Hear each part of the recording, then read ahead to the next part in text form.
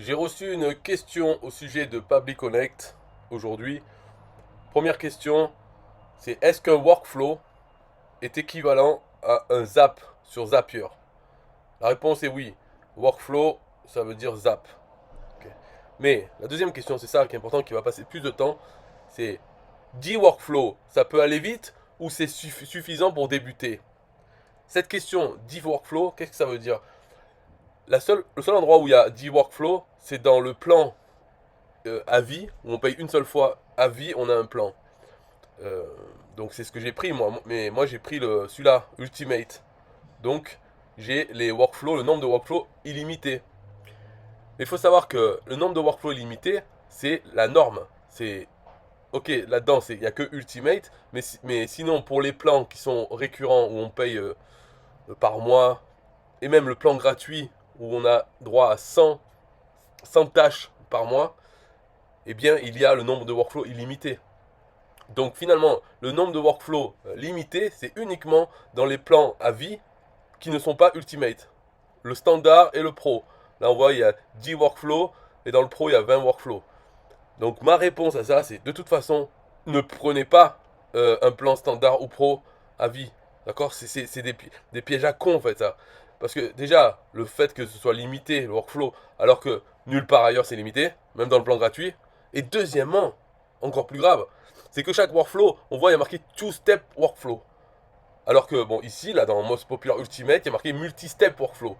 Mais dans les autres plans, le plan gratuit ou les autres plans mensuels, il n'y a même pas marqué multi-step ou pas multi-step. C'est bien sûr que c'est multi-step, de toute façon.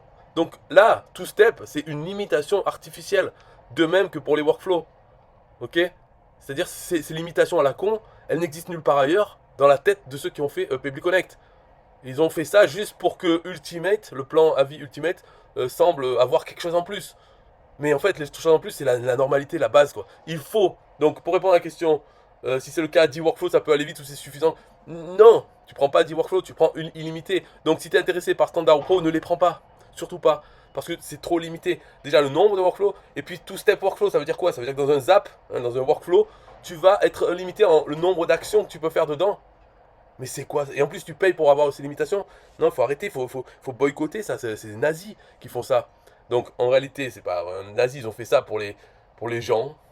Certains, les pauvres, se feront avoir, prendront ça et peut-être seront contents d'ailleurs, hein. Il peut y avoir des gens qui ça leur suffit. Il faut voir aussi le nombre de tâches. C'est ça qui est important finalement. C'est par mois.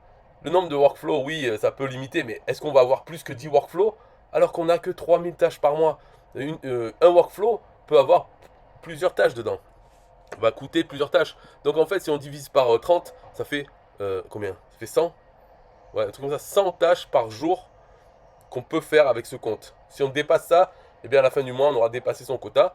Ce qui est pas grave, mais c'est juste que voilà, ça ne fera plus aucune action jusqu'à ce que ça se renouvelle le crédit automatiquement à la fin du mois. Donc le but, c'est quand même de rester en dessous de son nombre de tâches pour que tous les workflows puissent continuer à marcher normalement. Donc il faut rester en dessous de 100 tâches par jour. Et on a 10 workflows. Donc si on ferait ça veut dire que si on fait les 10 déjà, eh bien, chacun pourra avoir 10 tâches par jour. Chaque workflow peut faire 10 tâches par jour. Mais c'est-à-dire que soit dans un workflow, on fait beaucoup de choses avec des tâches payantes, parce qu'il y a les tâches gratuites, elles ne comptent pas dedans. Mais des tâches payantes, deux ou trois, et donc ce workflow qui fait deux ou trois tâches payantes, comme dans l'ensemble on a dit on a 10 tâches, il ne faudrait pas qu'il soit exécuté plus de deux trois fois par jour, celui-là. Et les autres, pareil, pour pouvoir rester en dessous de 100 tâches par jour et pour pouvoir rester en dessous de 3000 tâches par mois. Donc c'est vraiment très limitant ce truc, c'est pas pour débuter ou pas débuter. Moi je dis les sous, hein, il faut les mettre là, il faut mettre Ultimate. Moi c'est celui que j'ai pris et encore je l'ai pris trois fois celui-là. Normalement on n'a pas le droit. Parce que un truc à dire aussi c'est que c'est pas pour débuter. C'est pas dans 2 mois je peux passer au suivant. Non, tu as acheté celui-là à vie, le standard. Et on n'a pas le droit de les cumuler. On n'a pas le droit après de rajouter un pro, après un ultimate, et pour augmenter le nombre de tâches, par exemple. On n'a pas le droit. Mais par contre, on a le gauche. Enfin, moi, je trouvais que j'avais le gauche, puisque quand j'ai pris ultimate, je l'ai acheté trois fois. Voilà, bon, c'est le même, hein, ultimate, j'ai pas mélangé les trucs, mais j'ai acheté trois fois avec mon même compte, et ça m'a additionné le nombre de tâches. Puisque finalement, voilà, il y a que ça qui change. Bon, normalement, c'est pas permis de les mettre par-dessus. Enfin, en tout cas, c'est ce qu'ils répètent sur le forum et tout ça. mais ça a marché et personne ne m'a rien dit pour l'instant. Donc, au bout de combien de temps est-ce qu'ils vont me dire quelque chose? Et puis bon, on verra. À mon avis, ils vont rien dire. S'il y a que moi, en tout cas officiellement, on n'a pas le droit. Et peut-être que ça ne marchera pas du tout si on passe d'un standard, on essaye d'ajouter un ultimate après, pour avoir 13 000 tâches par exemple. 10 000 plus 3 000. Donc peut-être ça ne marchera pas parce que dedans, les limitations ne sont pas les mêmes. J'en sais rien. Mais en tout cas, ce n'est pas fait pour passer, pour débuter et ensuite passer au suivant. Il faudra racheter un autre compte et peut-être d'ici là, il n'y aura plus les offres à vie. Ils seront juste en mensuel. Donc, pour répondre à la question là, finalement, euh, là, dans les avis, c'est que Ultimate qu'il faut prendre. Les autres ont été faits pour faire semblant qu'il y a trois choix. Finalement, il n'y a que celui-là de choix. Et encore, il n'est pas terrible non plus. Hein.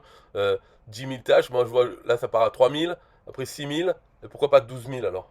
Ben non, c'est 10 000. Donc c'est un peu radin. Mais bon, j'ai pris celui-là, maintenant je suis tranquille. Parce que ce qu'il faut faire, c'est payer. Ok, on paye. Ah, c'est horrible. Et puis après, c'est fini. Les sous, de toute façon, on va pas se faire rembourser. Peut-être qu'il y a 30 jours remboursement, mais bon, si on dépasse 30 jours, on va pas se faire rembourser. Donc les sous, ils sont perdus. C'est comme si on les avait jamais eus. Par contre, on a un compte avec 10 000 tâches, workflow illimité et multi-step, le truc normal, quoi. Tout ça, c'est normal d'avoir. Bon, c'est tout pour cette vidéo. Hein. C'était pour répondre à la question, comme ça, rapidement. Bye bye.